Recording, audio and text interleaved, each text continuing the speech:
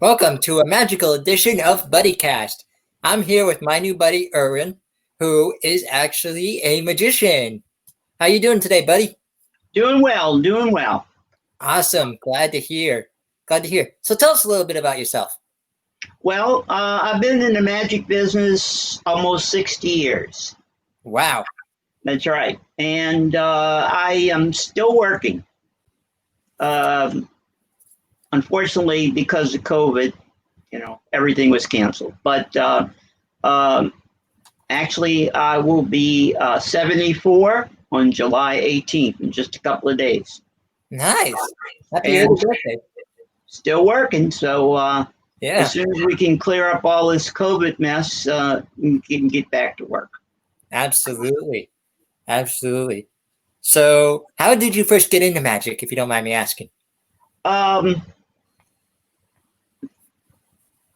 I guess I was in the hospital. I have osteogenesis. That's why I'm a little person. I'm 4'3". And I was in the hospital and a magician came to visit. And he got me, I was in a wheelchair and he got me up there and did a magic trick. And after it was over with, I went and spoke with him and said hello. And I didn't know there was a magic club in New Orleans. And he invited me to the magic meetings. And that club is no longer, but I'm also now a member of the Society of American Magicians and International Brotherhood of Magicians. Nice. What's that like? Being members of those clubs, Yeah. it's good. In one of them, we get an online magazine that I choose to get online. Another one, I get a magazine in the mail. And every year there's a convention. And although they're a little bit pricey to go to the convention, Mm, And absolutely. yeah, Conventions always get you, You're always buying stuff, you're always signing up for stuff. So, I always say if I can't go to a convention and be able to spend $800, $900 worth of stuff without worrying about it, then I don't want to go because I don't want to see things that I want, and can't have. absolutely. Now, what are some of your favorite tricks?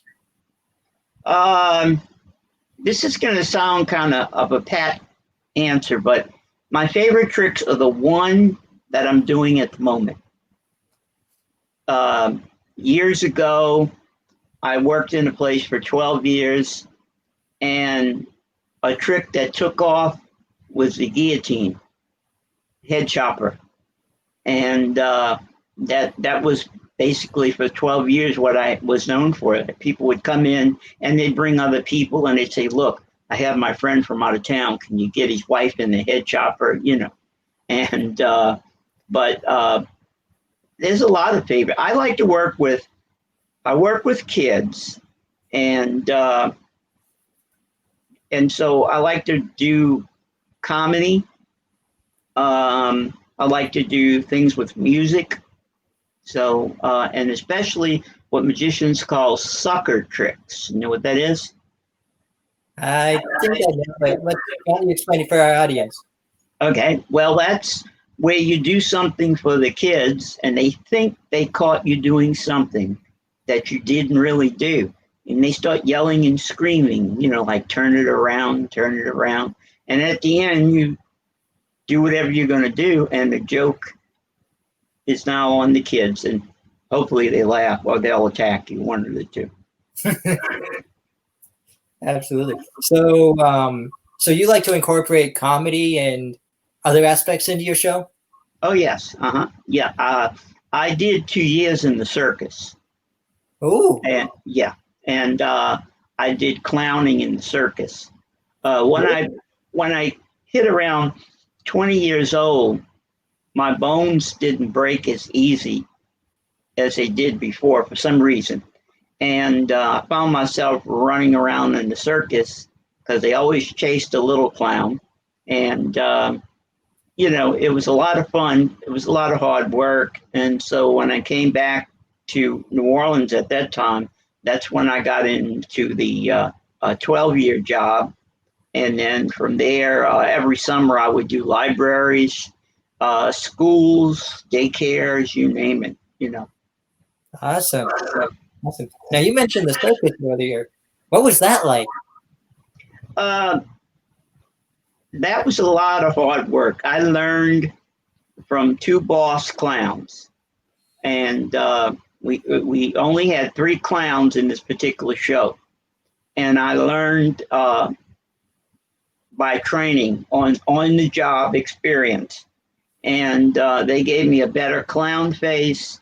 They gave me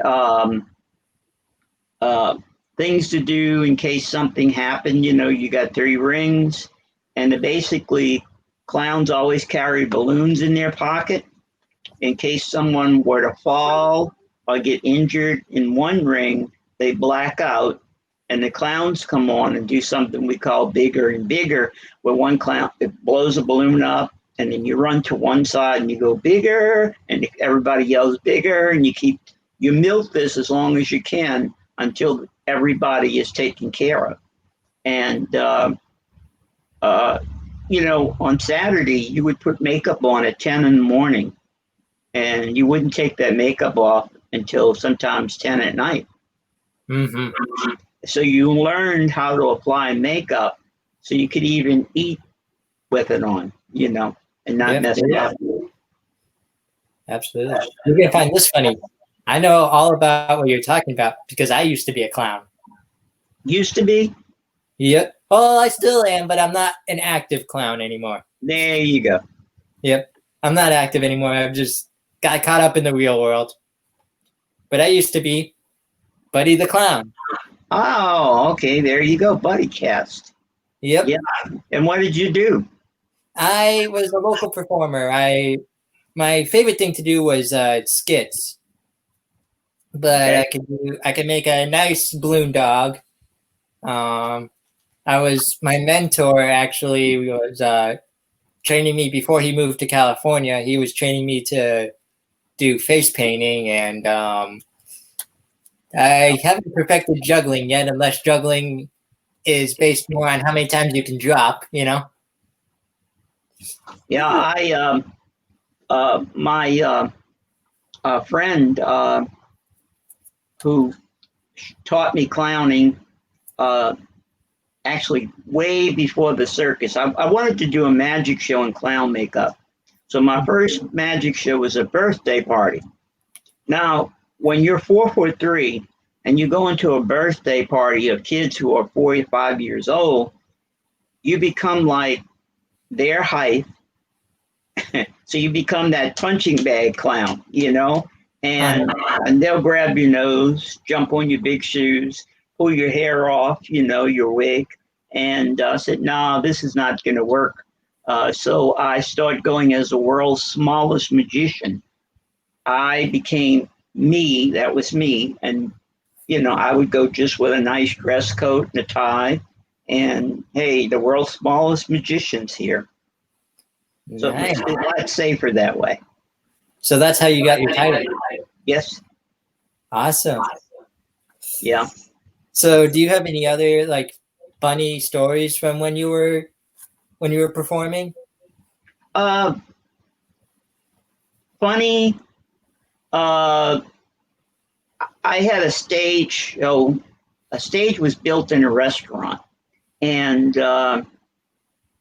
I was there for 12 years. So one night I get this little boy up on stage, and he's really like super hyper active. And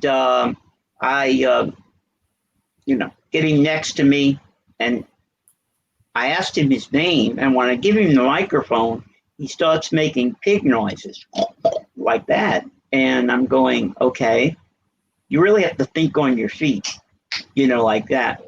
And so I'm going back and forth with the kid doing some comedy, and I turn away and I turn back to the kid, and just as I'm turning back to him, he has his fist up, and he was just getting ready to I'm saying being the same height as the kid, he's just getting ready to knock me out, and put my hand up like this. Another kid got sick on stage. Oh. And I'm working in a restaurant. Oh. So I just took the magic table that has the tripod legs, and I just let him go back to mom, and I just put the table and kept right on rolling. But before I did, I looked at the kid and I asked him probably the most stupidest question I could ask. He just got sick. He did what he did. And I look at him and I go, do you always get sick about this time? Every night?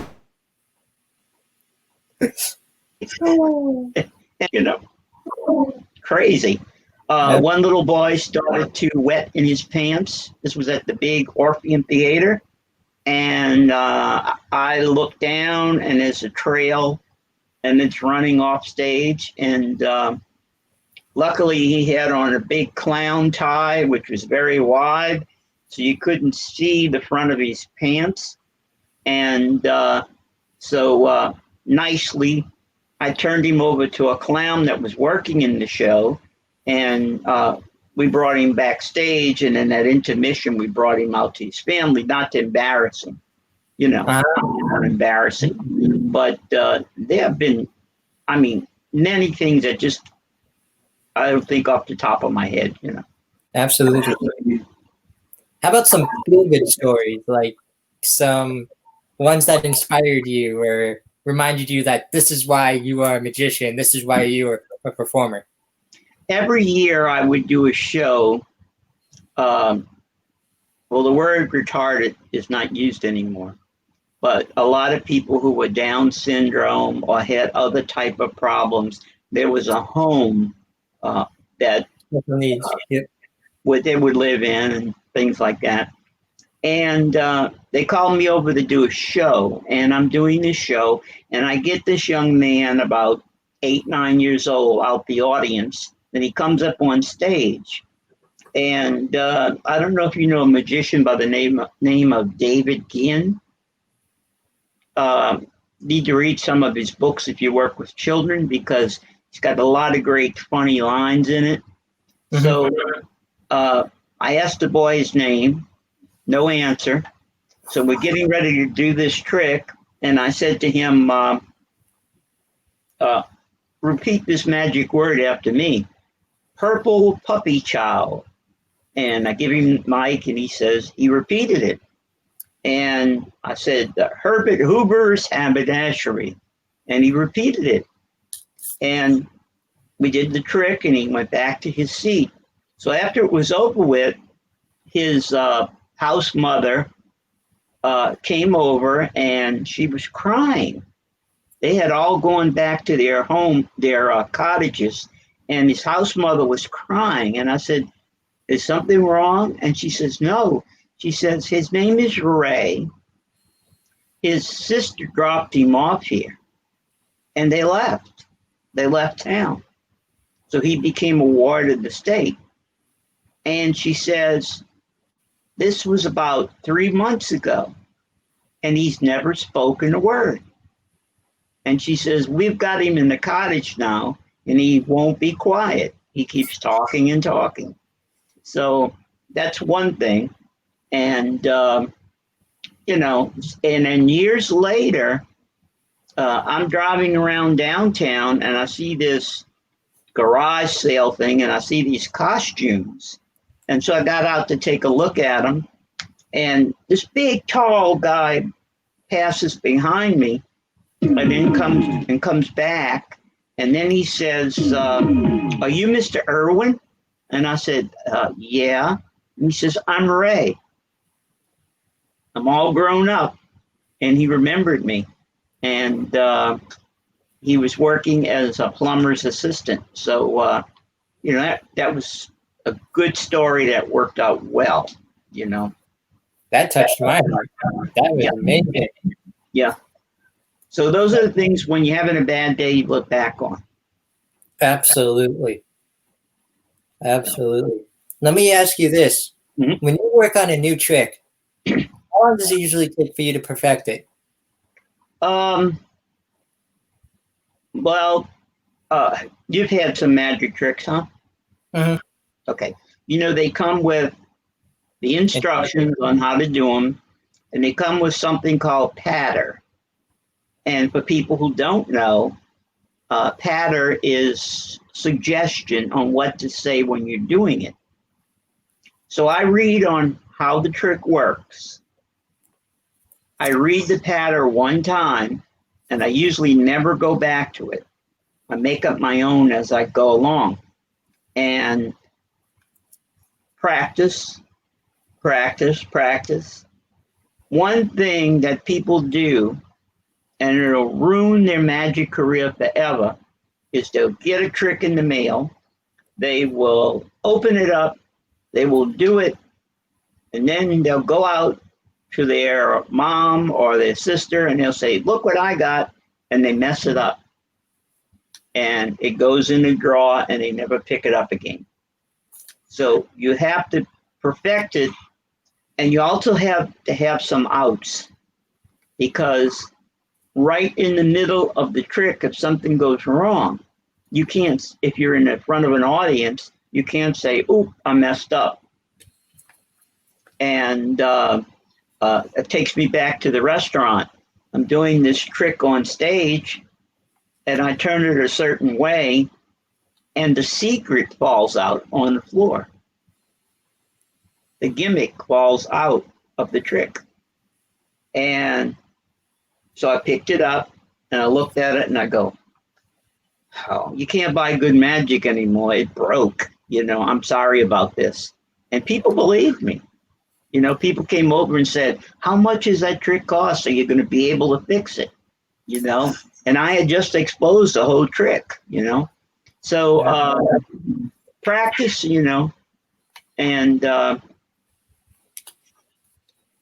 but magic tricks are getting more and more expensive.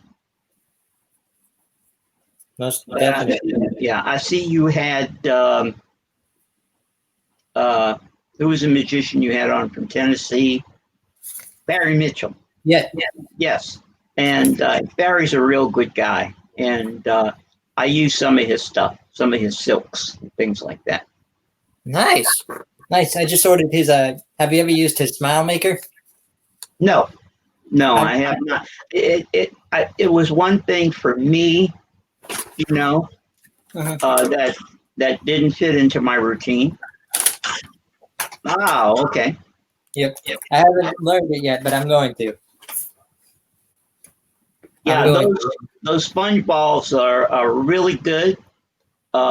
He makes very good ones. They don't really bleed into each other. Like sometimes if you get a red sponge ball and a black sponge ball, if you keep them in the box together, usually the black one will make a spot on the red one. Yep. But his is super, Absolutely.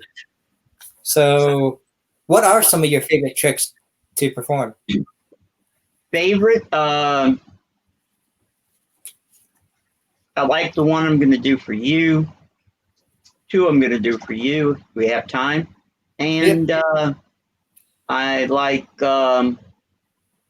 let's see, I have a couple of sucker tricks for kids and closers, like silks, a couple of tubes you show empty and then you produce a 30-foot streamer out of, things like that. But I like working the music, Absolutely. But I have to do comedy, because if I were to come out at 4'3" in a full dress tuxedo and try to be suave and debonair, it wouldn't work. Now, I used to work with doves years ago, but that's a lot of work, especially down south. Mm-hmm. Right now, Yeah, right now it's supposed to feel like 105 outside. That's the feel like temperature. That's why it's at least 90 here, so I totally understand. Yeah. So you mentioned it earlier. COVID's been impacting your show. Yes. How much have you seen it? Like, how much changes have you seen from COVID? Changes. We lost the whole summer. Wow. I had libraries in June, July, a few summer camps, and I'm trying to think what else we had. But yeah, everything for this summer has been wiped off, and so far we have gotten no calls for anything coming up because right now I don't live in New Orleans proper. I live about 8 minutes away. I live in a parish called Jefferson, and COVID hasn't impacted us. We're going back up instead of down. So, you know, and my wife and I, we volunteer at the zoo, our big zoo, and we haven't been able to do that. So, how do you think it will impact your shows once everything clears up? well, first thing will happen is I'll have to feel safe doing it.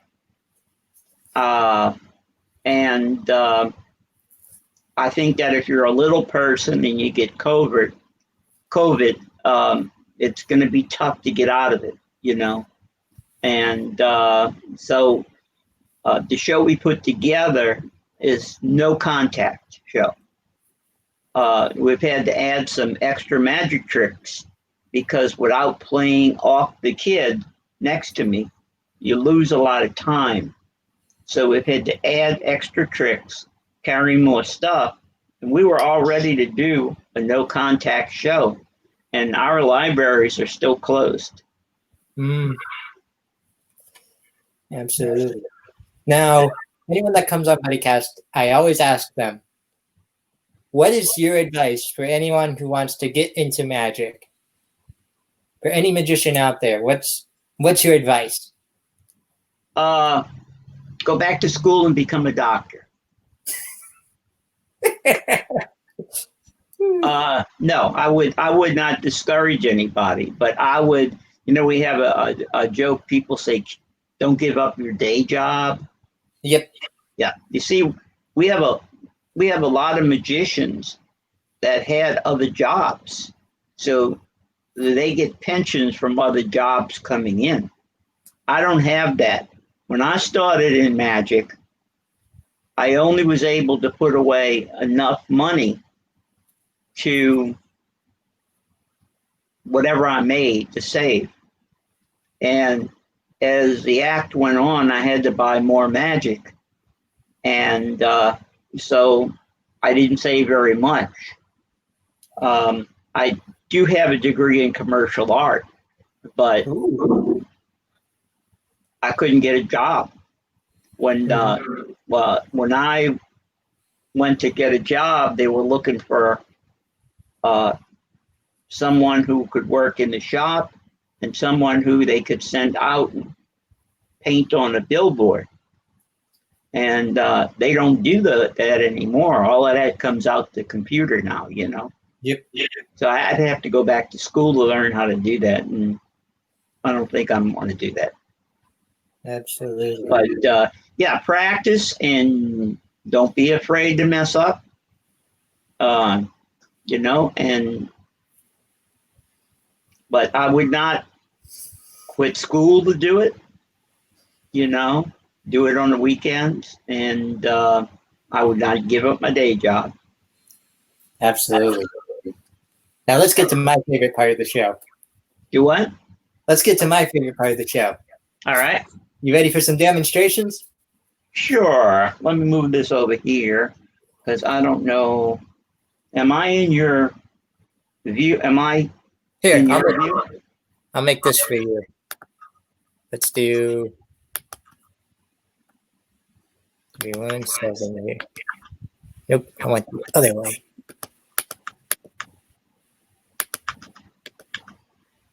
That's good. That'll work. Yep, this one's perfect. Yeah, that'll work. Yeah. The first thing I'm going to do is something to music. I have some CDs here, compact disc. There you go. You got it now. I have some compact disc, and all you have to do is sit back, relax, and enjoy. And my tech person is ready with the music. Here we go. Proving that good things still come in small packages. Now it's your turn to make some noise and welcome Irwin and Stephanie Royes. Working by myself today. All right, we're going to do some magic with some CDs, compact discs, and we're going to do it with an envelope.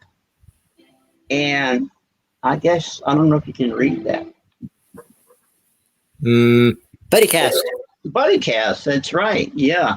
So I'm just going to keep rolling, and I'm not going to wait on the music. I think it'll come in. There it is. Take the first CD, both sides, place it in the folder. Oh, I forgot. Watch. Did you see it?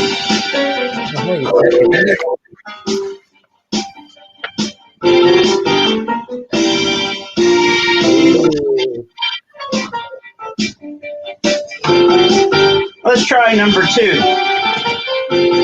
This time, we'll place it in the folder. Oh, wait. Just a little below. That did it.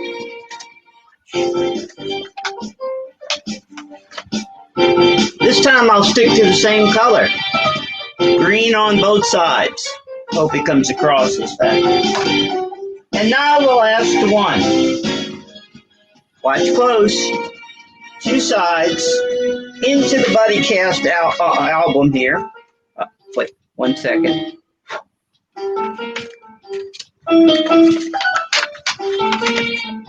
Blue on that side, so the other side's got to be red. Watch close. It is absolutely empty. I know you don't believe me, so here we go. 1, 2. Completely empty. All right. Now, do you know how I did that? Very well. Very well. Now, let me show you one that I do for the boys and girls. And I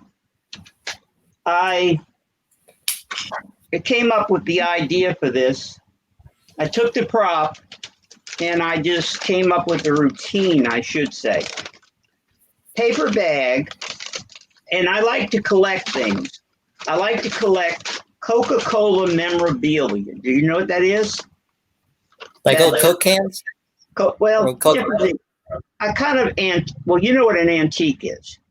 That's a piece of junk that's worth a lot of money. Yeah, that's what an antique is. I found this tiny little Coke bottle. Okay. And this little Coke bottle, believe it or not, was at an antique shop. And inside this little tiny Coke bottle, there was a tiny little note. And the note said, this was a magic bottle. And if I would place it in the paper bag, show you the secret move, it would grow to an average sized bottle. So let's try it out. Here we go. Inside it goes. The secret move. You're not going to tell, are you? Nope. Okay, here. Tell you what. Why don't you repeat after me? I will not tell. I will not tell. The secret move. The secret move. All right, here it is. Watch close. Bag's getting heavy. Let's check it out. It worked. Take a look. An average size Coke bottle. Let me do this where you can see by the black here. There you go. All right. There it is. Now, I'm going to make it shrink back to the way it was because I got a bunch of big bottles. Watch close, the secret move. You better repeat after me. I will not tell. I will not tell. The reverse secret move. The reverse secret move. Here it is. Bag as light as a feather. Let's take a look. Unbelievable. David Copperfield, eat your heart out. Take a look. The bottle is tiny again. And believe it or not, the bag is empty. It's empty. You don't believe it's empty. I can even change hands. It's empty. No? No. Watch close. Trust me. It's empty. That's it. Any questions? No, sir. That was awesome. So, we get the prop and then build a routine around it. And, just take it from there. So who else have you spoken to that were magic people? I think it's just you. Oh, no, I spoke to the guy on The Illusionist, Mr. Jeffrey Hobbs. Yeah, he's a funny guy. Yeah, I've spoken to him. You're the third magician that I've interviewed. I think you like talking to magicians. I do. I've talked to magicians, clowns, comedians. I've talked to a pilot. I've talked to a guy who does archery. I saw you talking to the guy that was on America's Got Talent that did all the voices. Yep, comedian. Yeah, Yep. He's super.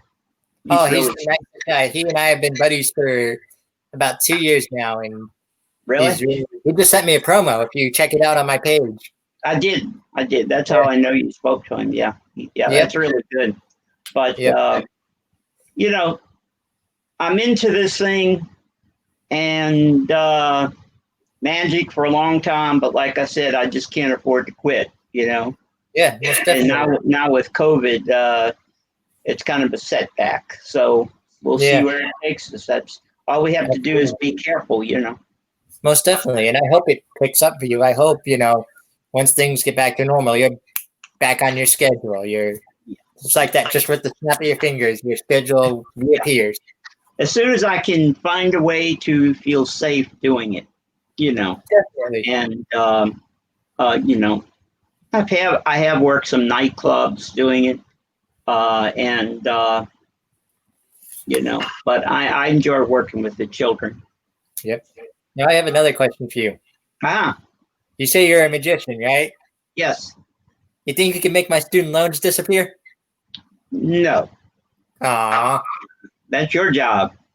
Yep. I tell you what, I'll swap you. Can you pay my bills? That depends on how your bills are. And they get pretty high in the summer. Yeah, I'm in the 6 digits right now, so I know how you feel. So you're going to be going to school to do what? I actually graduated. I went to. That's right. Yeah, I was in communication. Really? Yep. Communication. You haven't thought about being a disc jockey? I actually interned for a radio station. So, and now I'm working for a news station. You could be the world's smallest disc jockey. I would be open to that. There you go. You can ask my girlfriend. I like to play a lot of music. So. Great. That's the way to do it. Whatever works, and, you still have some stupid people out there that like to use the M word, yep. And people can't understand why we don't like it, But yep.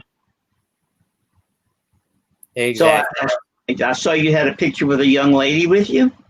Yep, that's my lady. That's my girlfriend. There you go. Absolutely. So just don't give up your day job. I won't. I'm not looking to leave it anytime soon. I need to pay off these loans and, go through the whole life process. I want to be you know, not to scare her off or anything, I'd like to see a ring on her finger before I'm at least 30. So, well, got to make sure you can support. absolutely, that's the main thing, you know. And but you know, hopefully, like you said, I'm hoping that we can do some magic shows for Christmas anyway. Absolutely. If you ever find your way up to Pennsylvania, let me know. I'd love to see your act. And you're in Erie? Yep. I was in Erie many years ago. And they still call it the Mistake on the Lake? Sometimes. Sometimes, yeah. Depends on where you are in the day. Exactly. Yeah. I was up there a long time ago, and I passed through there, and with someone who was working for a company, and they wanted to see the home company, you know. So, you know, the show business thing is a strange critter. I worked on the road doing magic shows myself, another magician, jugglers or cloggers, and we do like 5 towns in a row, all down south, and then we come back home. And we come home, and the first thing all of us ended up saying was, boy, I'm sure glad we are home, you know? And in 24 hours, everything changes, and you say, man, when are we going to go out again? I can't wait. So it's one of those things, you know? Absolutely. Any final remarks? Any final comments? Anything you want to say to the audience? I just think it's great that you're doing this. I mean, I thought it was great being a little person that you're doing these, you know, these chats. And let me, I don't have a website. Okay. The company that was running my website for years got sold, and for some reason, everything was taken down. So I'm in the process of trying to redo a website, and I don't want to put the money out yet because I don't know where COVID's going to go. But if anybody wants to contact me, they can do it at Irwin Royes, okay, on Facebook. Yep. Or they can reach me at Magic W, like William, S like Sam, M like Mary, at AOL.com. And that WSM stands for World's Smallest Magician. Ah. Are you ready for my magic trick? Yes. What are you going to do? Hey, that's pretty good. Ta-da. Uh-oh. Got to put a cap on that R. All right. Yeah. Irwin Royes on Facebook or magicwsm at AOL.com. Sounds good. And this was really a treat. I'm glad we were able to do this time. Most definitely. I'm glad you were on the show. I love having people on here just to chat about what makes them unique, you know? You and your magic, you wowed me today, so. Well, I appreciate it. You know, I did make an elephant disappear, but, you know, we don't have the room. Oh, I would love to see that trick one day. I would too. First, I have to have an elephant. And they're pretty expensive. Oh, yeah. Elephants, and I had a couple of rabbits, and they tasted real good. But no, I'm only joking. I can see some kids watching this and going, oh, what a horrible magician. He eats the rabbits. But, you know, when you're working with livestock, it's a 24-hour constant thing, you know. Absolutely. We have a dog, and that's enough. Nice. Absolutely. But at one time, I had 3 dogs in the magic show. Ooh, what were they like? They were wonderful. They sat on little chairs behind me, and they sat there until it was their turn to perform. And then they'd jump through hoops. And then I got married, and now I jump through hoops. I'm only joking, okay? If your girlfriend's listening, I mean, I'm only joking. Trust me, I jump through plenty of hoops for her, but I do it willingly. There you go. I do it out of love and respect. So best way to do it, man. She jumps through just as many hoops for me. So it's the way to go. We're like the circus act that jumps through all those hoops, the back and forth. Back and forth, yeah. So let me ask you a question. You asked me a question. How tall are you? I am about 4 foot, I think like 4'7". I have hypochondroplasia. Yeah. So I'm on the taller end of the aspect, but still, for a 25-year-old, you can definitely tell I'm a little person. Yeah, and I saw one of your other pictures. And that was one of the reasons I made contact with you. And I think the drop-off is over 4'11". Yeah. For being a part of the Little People of America. Are you a member? Are you part of that? Huh? Yes, I'm a lifetime member. Nice. Yeah. I'm a member as well. Good. And we have good conventions. Absolutely. I was just about to ask, have you ever been to a convention? Yes, 1 or 2 years ago. And before they start being way up in your area, and we used to have them the way we could drive to, because we're part of the chapter, Texas, Louisiana. I think it's Texas, Louisiana, and Georgia chapter. We used to have regionals, and we used to have a lot of fun. My best convention I ever went to was San Antonio, Texas. Nice. And that was really a lot of fun. And and the restaurants along there are wonderful. And a little person doesn't stand out that much. When you got 10 little people together, it's like, here comes the Wizard of Oz, Follow the yellow brick road. That's it. Yeah. And actually, I've had people ask me, were you in that movie? And I said, do I look that old? But I had osteogenesis did not belong to Little People of America. It was only years ago that they accepted osteogenesis, I guess because of the height. And from the day I was born, doctor said, give me 5 days to live. And I fooled him.